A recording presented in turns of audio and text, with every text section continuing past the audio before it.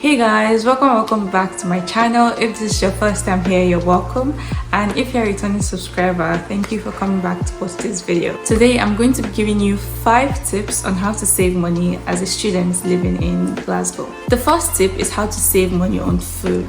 Firstly, if you want to save money on food, then you should shop at cheap supermarkets like Aldi and Lidl. And recently I've discovered that Morrison's is actually a cheap supermarket. Recently I moved away from the city center down to the West End, and I'm very close to Morrison's, and I found out that Morrison's is getting quite cheap. So the trick to shopping at these cheap supermarkets, they're cheap, yes, but the trick is that if you go to say Lidl or Aldi or Morrison's and you want to buy say a pack of spaghetti or milk, if you want to buy a product made by a big brand, that would be expensive. But if you want to buy the product made by Lidl, for example, I think Simply is their in-house product, and at Morrison's it's Savers. Morrison's also have their own in-brand products, and those are quite cheap. So if you go to Aldi or Lidl or Morrison's and you see a pack of spaghetti but they are different prices, it's literally the same spaghetti but made by different companies. So these supermarkets are cheap because they have in-house products that are cheaper than big brands, and that will help you save money on your groceries. They have like loads of stuff that they sell, so you will literally get everything there. So Morrison's has from food to beddings. I bought a duvet, a double bed duvet for £8 at Morrison's, and that's a very good deal. So if you've not started shopping at Morrison's, then definitely do, because I have and I'm enjoying it. So that is one way to save money on food. Next tip to save money on food is to cook in bulk. So this is what I have discovered recently. I mean, it's obvious. If you cook like 2 portions, one you put in the fridge, and if you're going to uni the next day, you take one and then you eat one the day before. That way you are not buying meal deals. Food at uni can get quite expensive, let's not lie. Like if you want to buy like a burger, it's like £5 I think, and even like a sandwich at the university, even a can of Coke is quite expensive, let's not lie. But if you bring food from your house, that's way cheaper. If you buy a meal deal sandwich from Tesco or Iceland or wherever, and you buy that Monday, that's fine, it's cheap. If you buy that Monday, Tuesday till Friday, that's you wasting so much money. I think that's like maybe £3 times 5 days, you're spending £15 on sandwiches every day, which is expensive. But if you bring your food, you put in the microwave and you eat it, you've not spent any money, and you get water for free anyway at the university. So that is a great way to save money on food. The second tip is how you can save money on transportation, and the first of that is that you should be walking everywhere. Before I came to Glasgow, I wasn't walking at home. If I wanted to go to church, I like go in the car. But right now, if I'm walking for 30 minutes, I don't see it as too bad.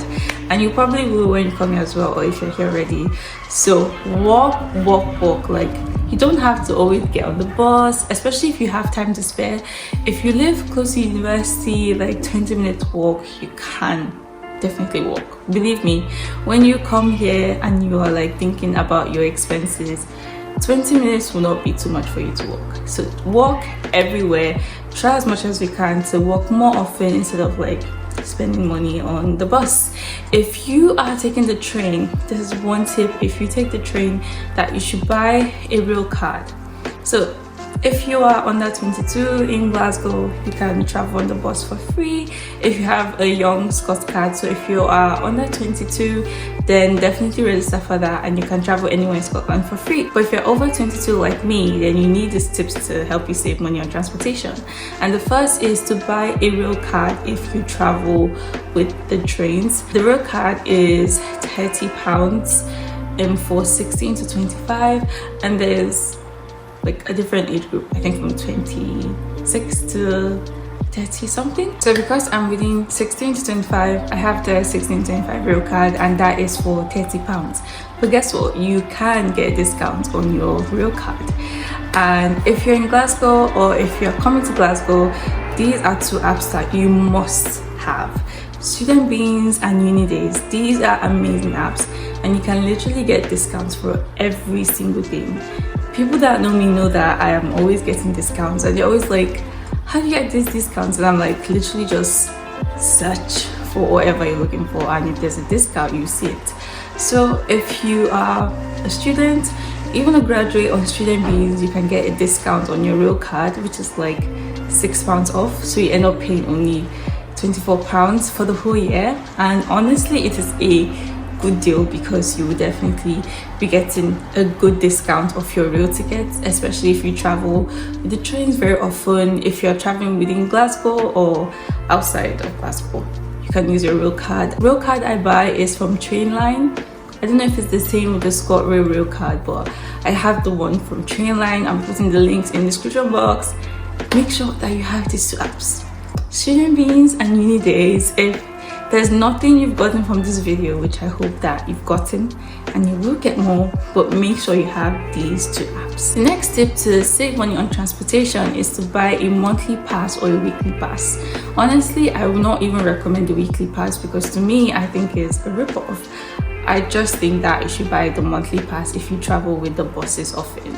So if you live close to uni, then you walk. If you live far away and you're taking the buses, then buy a monthly pass, because with the monthly passes you can travel anywhere at any time for a whole month, like as many times as you want. So for me, I believe that the monthly pass is best. The monthly pass as a student is like £52 or £54, and the weekly pass is like £14 or so. If you multiply the weekly pass by 4, you'll be paying more if you're buying the weekly passes every single week. But if you just buy the monthly pass, then you can travel anywhere for like a discounted rate than if you are buying daily or weekly. So buying the passes for the month or the week will help you save money, but I would really just recommend buying the monthly pass if you're using the bus. And you can just download the First Bus app, create your account and get your tickets. And if you're with your phone, because you always do with your phone mostly, you can just scan your code and you get on the bus like anytime, anywhere, as many times as you want. So that's how you save money on transportation. Next tip is how to save money on shopping. And because I already said this, I'm not going to dwell too much on it. Use discounts from Student Beans and Uni Days. There are other stores that give you discounts as well, like Boots, Superdrug, and you can literally get all these discounts from the Student Beans app.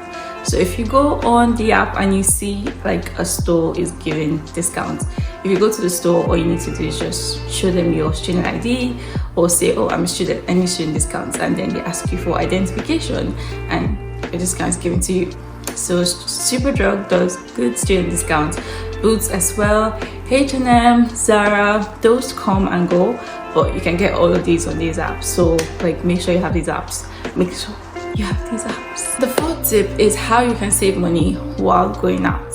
So once you're in Glasgow, there will be so much activities, there will be so many parties, so many nice things to do, going out with friends, trying to get to know people and all of that. And because you'll always be expected to pay for what you order unless someone is deciding to buy you a drink or buy you food, then you may end up spending so much more than you expect, because I'm going to tell you that there'll be so many things to do when you get here. So while you're out, set a limit on how much you want to spend for a night.